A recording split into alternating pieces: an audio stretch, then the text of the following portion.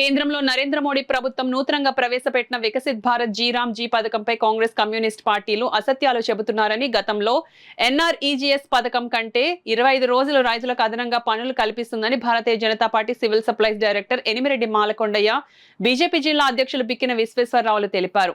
Kakinada boat club వెనుక గల ప్రకృతి ఆశ్రమం సమావేశ మందిరంలో మీడియా సమావేశం నిర్వహించారు. ఈ సందర్భంగా బిక్కిన విశ్వేశ్వరరావు, ఎనిమిరెడ్డి మాలకొండయ్యలు మీడియాతో మాట్లాడారు. ఈ కార్యక్రమంలో బీజేపీ నాయకులు పాల్గొన్నారు. ఈ 125 గ్యారంటీ డేస్ స్కీమ్ అనేటువంటిది తీసుకురావడం, అదేవిధంగా రైతులు చాలా మంది వ్యవసాయం ఉన్నటువంటి టైంలో కూడా ఈ ఉపాధి హామీ గతంలో ఉన్నటువంటి స్కీమ్ ద్వారా రైతులు కూడా నష్టపోవడం జరిగింది. దాన్ని మీకు గొప్పగా 2 విషయాలు చెప్తాను, మిగతా విషయం పెద్దలు తెలియజేస్తారు.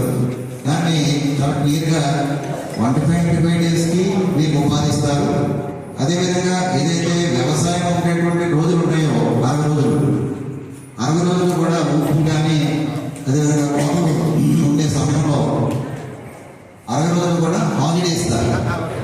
అంటే చిన్న మార్పు ఏంటంటే అండి, దాన్ని వ్యవసాయానికి అనుసంధానం చేశారు అనేటువంటి ప్రతిపక్షాలు చేసినటువంటి ఆరోపణ పూర్తిగా విరుద్ధం. అటువంటిది ఏం లేదు. కానీ రైతులకు కూడా మేలు చేసే విధంగా 40 రోజులు ఇక్కడ హాలిడే ఇస్తారు. మిగతా 5 రోజుల్లో 125 డేస్ కంపల్సరీ చూపిస్తారు.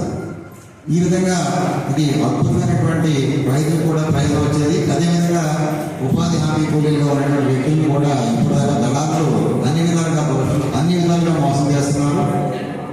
చాలా కృత్రిమైనటువంటి జాబ్ కార్డ్స్ ఇస్తున్నారు.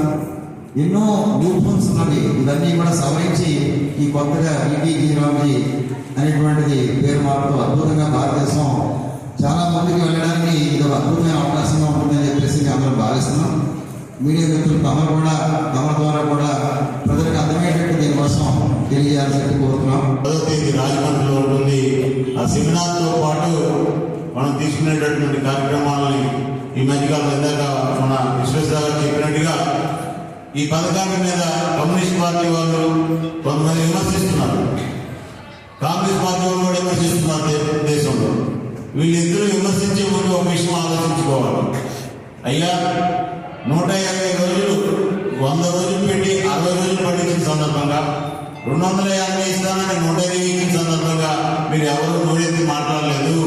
ఇవాళ 280 రూపాయలు ఇచ్చి 120 రోజులు పండుగ చెప్తామంటే నరేంద్ర మోడీ గారి ప్రభుత్వం ఆదర్శనీయంగా ముందుకెళ్తుంది. కాబట్టి మీకు ఆ పని చేయడం చేత కాకపోయినా కనీసం అభినందించే పని చేయండి, విమర్శలు మానుకోండి అని చెప్పి నేను చెప్తున్నాను.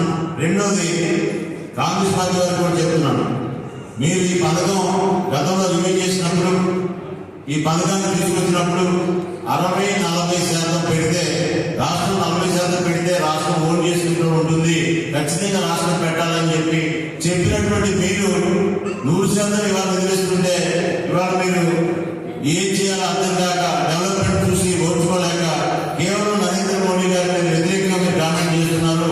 ఇలాంటి కామెంట్లు పక్కన పెట్టి అభివృద్ధికి సహకరించండి.